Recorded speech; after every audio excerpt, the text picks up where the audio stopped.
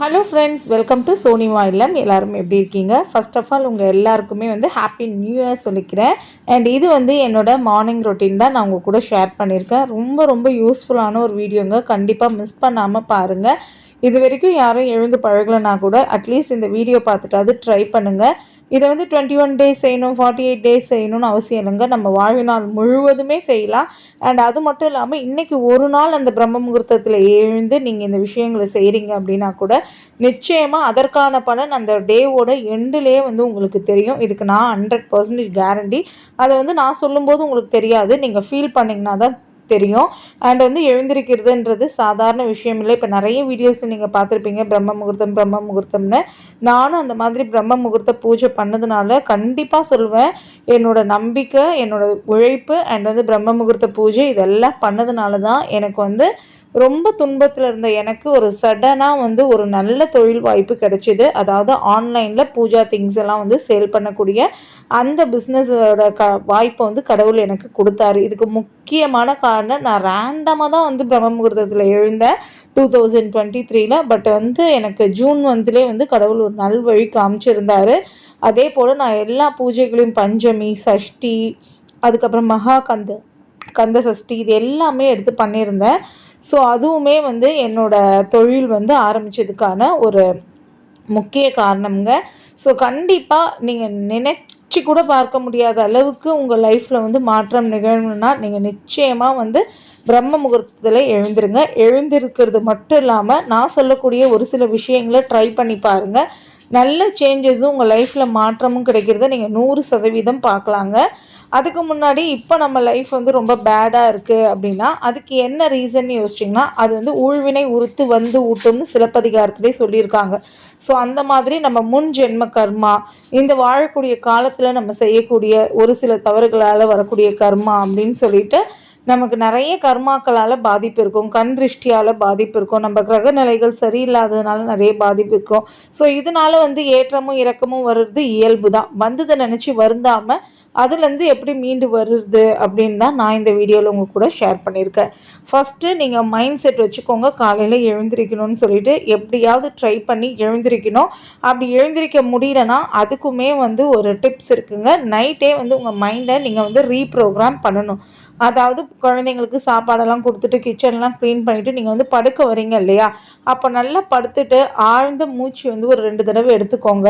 Breath in breathe out ஒரு 10 times கூட பண்ணலாம். மினிமம் ஒரு 2 டைம்ஸ் பண்ணிவிட்டு நீங்கள் நாளைக்கு என்ன பண்ண போகிறீங்க, இந்த பிரம்ம முகூர்த்தத்தில் தான் எழுந்திரிக்க போகிறீங்கன்னா அது குறித்து ஒரு விஷுவலைசேஷன் பண்ணுங்கள். அதாவது காட்சிப்படுத்தி பார்க்குறது. நாளைக்கு காலையில் எழுந்து நான் ப்ரஷ் பண்ணிவிட்டு வீட்டெல்லாம் க்ளீன் பண்ணிவிட்டு நல்லா ஃப்ரெஷ்அப் ஆகிட்டு என்னோடய அதிகாலையே தொடங்குறேன் அப்படின்னு சொல்லிட்டு உங்கள் மனசுக்குள்ளேயே நீங்கள் ஒரு 10 டைம்ஸ் சொல்லிக்கோங்க. அது உங்கள் சப்கான்ஷியஸ் மைண்டில் ஆட்டோமேட்டிக்காக பதிஞ்சிடும். ஸோ யார் தடுத்தாலும் உங்களை எழுப்புறதை நிறுத்தவே முடியாது. இது ஒரு டிப்ஸ் இருக்குது. ப்ராப்பராக நம்ம சப்கான்ஷியஸ் மைண்டை ரீப்ரோக்ராம் பண்ணுறது எப்படின்னு நான் உங்களுக்கு அடுத்த வீடியோவில் போடுறேன். ஸோ நைட்லேருந்தே ரெடி ஆகிடுங்க காலையில் எழுந்திருக்கிறதுக்கு. அப்படியே கடவுள் புண்ணியத்தில் நீங்கள் எழுந்துட்டிங்கன்னா முதல்ல நீங்கள் செய்ய வேண்டியது ப்ரஷ் பண்ணிவிட்டு நல்லா குளிச்சுட்டு வந்துடுங்க. இல்லை ஏதாவது உடம்புக்கு முடியல, குளிக்க முடியல, அட்லீஸ்ட் ப்ரஷ் பண்ணிவிட்டு ஃபேஸ் வாஷ் பண்ணிவிடுங்க. இன்றைக்கி நான் குளிக்கலைங்க, ப்ரஷ் பண்ணிவிட்டு ஃபேஸ் வாஷ் மட்டும்தான் பண்ணியிருக்கேன். ஸோ பண்ணிவிட்டு ஃபஸ்ட்டு நான் பண்ண போகிறது மெடிடேஷன் தான். ப்ராப்பர் மெடிடேஷன் எனக்கு தெரியாது, இருந்தாலும் எனக்கு தெரிஞ்ச வகையில் நான் மெடிடேஷன் பண்ணிட்டு தான் இருக்கேன். மெடிடேஷன் பண்ணுறதோட பலன் பார்த்திங்கன்னா ஒரு ஆஃப்டர் 20 டேஸ்க்கு ஒரு ஆஃப்டர் 30 டேஸ்க்கு மேலே உங்களுக்கு ரொம்பவே உணர முடியும். ட்ரை பண்ணி பாருங்கள். மெடிடேஷன் பிகினர்ஸாக இருந்தீங்கன்னா நான் ஒரு சில டிப்ஸ் மட்டும் சொல்கிறேன். உங்களுக்கு வேணும்னா இந்த போர்ஷனை பாருங்கள், அப்படி இல்லைன்னா ஸ்கிப் பண்ணிவிட்டு அடுத்த இதுக்கு போயிடலாம். நான் எப்போவுமே த மிராக்கிள் மார்னிங் ரொட்டீனில் ஆத்தர் ஆல் எல்ராட் சொன்ன அந்த சேவர்ஸ் மெத்தடு தான் மார்னிங் பண்ணுவேன். அதில் ஃபஸ்ட்டு சைலன்ஸ். ஸோ அமைதியாக இருக்கிறதுன்னு பிராணாயாமா பண்ணலாம், அப்படி இல்லைனா நீங்கள் மெடிடேஷன் பண்ணலாம்.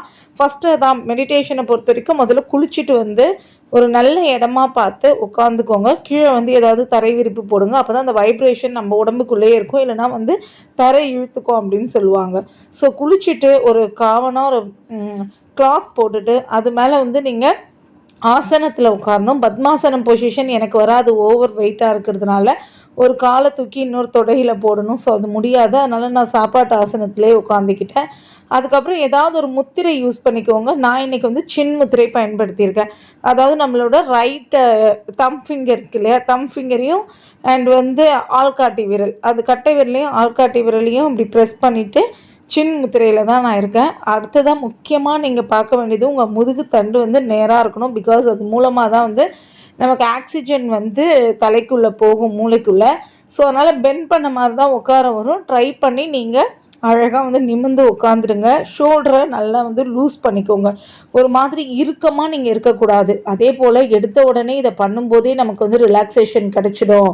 ஸோ அப்படின்னு சொல்லிட்டு ஒரு மைண்டும் வரக்கூடாது. நிறைய தாட்ஸ் வரும். ஐயோ என்னடா நம்மளால் தாட்ஸை கண்ட்ரோல் பண்ண முடியலேன்னு நினைக்கக்கூடாது. பிகாஸ் தாட்ஸை நீங்கள் கண்ட்ரோல் பண்ணவே கூடாது. நீங்கள் ஃபஸ்ட்டு தாட்ஸை வேணால் கவனிக்கலாம். அது கூட வந்து ஒரு 10 to 15 டேஸ்க்கு அப்புறமா உங்களுக்கு வர தாட்ஸை நீங்கள் கவனிக்கலாம். என்னெல்லாம் தாட்ஸ் வருதோ அது பாட்டுன்னு வரட்டுங்க. கண்ணை மூடிக்கோங்க. அது நல்ல வந்து ஒரு அமைதியை கொடுக்கும். ஸோ அதுக்கப்புறமா நீங்கள் இப்போ மூச்சை கவனிக்கணுங்க. நார்மலாகவே உங்கள் மூச்சு எப்படி வெளியில் போகுது உள்ளே வருதுன்னு ரிலாக்ஸாக கவனிங்க. ரொம்ப வந்து ஸ்ட்ரெஸ் கொடுத்து மூச்சை ரொம்ப இழுத்து மூச்சை ரொம்ப வெளியில் விட்டு இப்படிலாம் பண்ண தேவையில்ல. நார்மலாக உங்கள் மூச்சு எப்படி வந்து உங்களுக்கு தெரியாமல் எல்லா நேரமும் விட்டுட்டு தானே இருக்கீங்க, அதை வந்து நீங்கள் பார்க்க போகிறீங்க. ஸோ மூச்சு விடுறத கவனிங்க. அப்படி உள்ளே வந்து அந்த மூச்சை இழுக்கும்போது நல்ல பாசிட்டிவான திங்கிங் கொண்டு வாங்க. அதாவது நான் நிறைய வந்து உறவுகளையும் நட்புகளையும் பணத்தையும் சம்பாதிக்கிறேன், ஆரோக்கியமான உடலோடு வந்து இருக்கிறேன் அப்படின்னு வந்து இன்ஹேல் பண்ணுங்கள். எக்ஸ்கேல் பண்ணும்போது நான் வந்து என்னோடய சோம்பேறித்தனத்தை வெளிவிடுறேன், நான் என்னோடய கோபத்தை வெளிவிடுறேன், நான் என்னோடய ஆற்றாமையை வெளிவிடுறேன் அப்படின்னு சொல்லிட்டு உங்களுக்கு வந்து எந்தெந்த மாதிரியான விஷயங்கள் இருக்கோ நீங்கள் அதெல்லாம் வந்து எக்ஸ்ஹேல் பண்ணுற மாதிரி பண்ணிக்கலாம். இது எல்லாமே வேணான்னா நீங்கள் ஜஸ்ட்டு வந்து இன்ஹேல் எக்ஸ்ஹேல் மட்டும் பண்ணலாங்க. அதுக்கப்புறமா வந்து இதை வந்து நீங்கள் வந்து ஒரு 10 மினிட்ஸ் வந்து பண்ணுறது நல்லது. நீங்கள் பண்ணுறதுக்கு முன்னாடி அலாரம் கூட செட் பண்ணிடலாம். நான் கரெக்டாக 4:50க்கு ஸ்டார்ட் பண்ணேங்க. 5 o'clock வந்து ஆட்டோமேட்டிக் அலாரம் இருக்கிறதுனால எனக்கு அது வந்து அடிச்சிடுச்சு. ஸோ அதனால் நான் டக்குன்னு வந்து எழுந்துட்டேன். இந்த மெடிடேஷன் நம்ம ரெகுலராக பண்ணிட்டு வரும்போது உண்மையிலே சொல்கிறேங்க, நமக்கு வந்து ஸ்ட்ரெஸ் ஹார்மோன் வந்து சுரக்கும், கார்டிசால்னு சொல்லிட்டு. அந்த ஹார்மோன் வந்து கண்ட்ரோல் ஆகுறதுக்கு உங்களுக்கு இந்த மெடிடேஷன் வந்து ரொம்ப ரொம்ப உதவும். அது மட்டும் இல்லாமல் பயம் பதட்டம் இதெல்லாம் இருக்கும். என்றைக்கும் நடக்க போகிற விஷயத்தை நினச்சி இன்றைக்கி வயிற்றுக்குள்ளே பயம் வருது. ஒரு எக்ஸாம் பேப்பர் கொடுக்க போகிறாங்கன்னா ஒரு பயம் இருக்கும். அதுக்கப்புறம் ஒரு கடங்காரங்க வர போகிறாங்கன்னா அதுக்கான பயம் இருக்கும். ஃபேமிலி ப்ராப்ளம்ஸை நினச்சி அதுக்கு ஒரு பயம் இருக்கும். அந்த மாதிரியான பயம் எதுக்கு வேணாலும் வரலாம். சில பேருக்கு எதுக்குன்னே தெரியாது.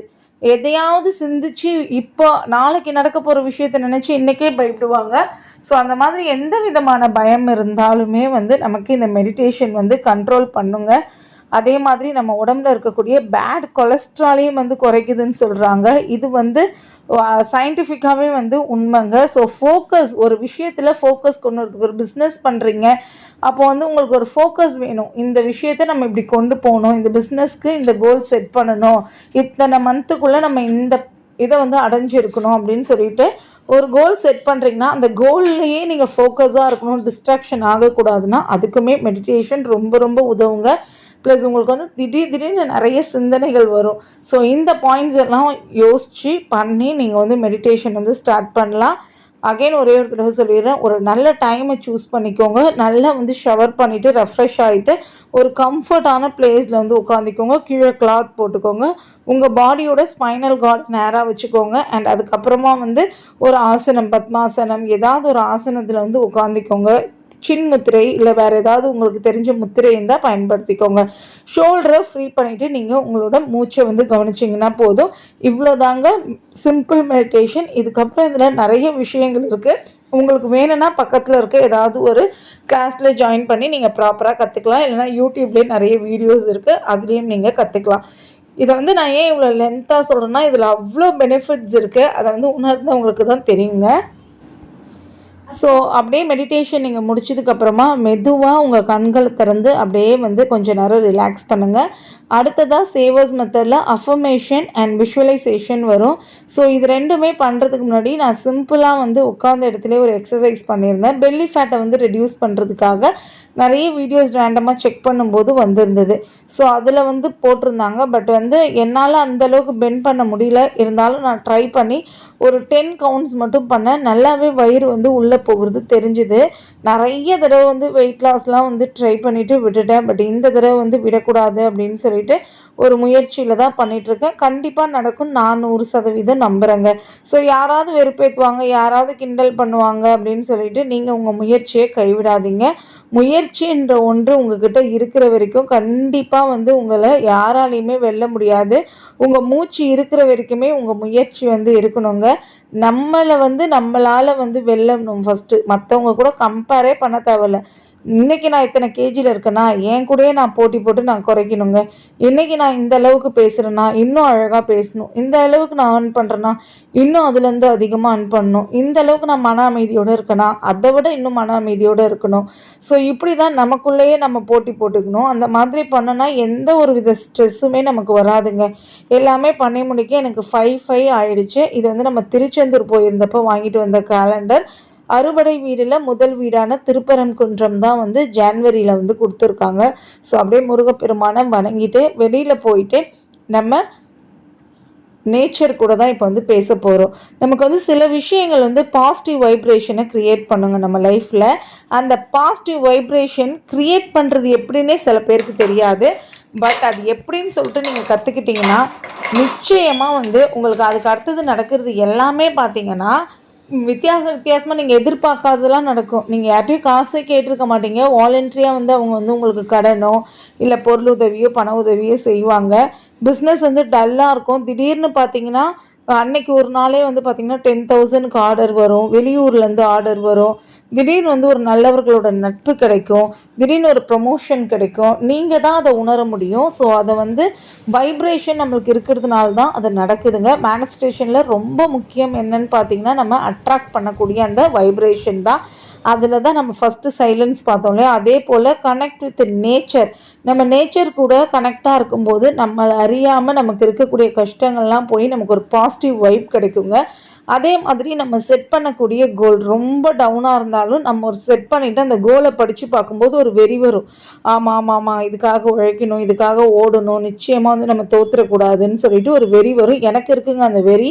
ஸோ அதை பேஸ் பண்ணி தான் இந்த வீடியோ நான் உங்கள் கூட கொடுக்குறேன். ஸோ அடுத்ததான் வந்து அந்த சேவர்ஸ் மெத்தடில் விஷுவலைசேஷன் பண்ணணும். அது எல்லாமே வந்து நம்ம அஃபர்மேஷன் வாய் வழியாக சொல்கிறோம் இல்லையா, கிராட்டிடியூட் எழுதுகிறோம் இல்லையா, அப்போவே நமக்கு மனக்கண் முன்னாடி தெரியும். உங்களுக்கு வேணும்னா நீங்கள் செப்பரேட்டாக கூட உட்காந்து உங்களுக்கு என்னென்னலாம் வேணும், எப்படி இருந்தால் உங்கள் லைஃப் நல்லாயிருக்கும், எப்படி இருந்தால் உங்களை மதிப்பாங்க அப்படின்னு சொல்லிட்டு நீங்கள் கண் முன்னாடி காட்சிப்படுத்தி பார்க்கலாம். இதெல்லாம் தொடர்ந்து செய்யும்போது தாங்க பலனளிக்கும். ஒரே நாளில் இந்த விஷயங்கள் பலனளிக்காது. ஸோ அதனால் தொடர்ந்து முயற்சி பண்ணுங்கள். அதுக்கப்புறம் பார்த்திங்கன்னா சேவர்ஸ் மெத்தடில் நான் பண்ணக்கூடியதுன்னா எக்ஸசைஸ். ஸோ இன்றைக்கி வந்து அவுட் சைடு வந்து பீச்சுக்கு தான் போயிருந்தேன். அங்கே அழகாக நிறைய ஆசனத்துக்காக பெயிண்டிங்லாம் கூட அடிச்சிருந்தாங்க. அதுக்கப்புறம் வீட்டுக்கு வந்து ரெஃப்ரெஷ் ஆகிட்டு முதல்ல நம்ம சிஸ்டமில் இருக்கக்கூடிய கந்த சஷ்டி கவசம் தான் வந்து போட்டு விட்டேன்.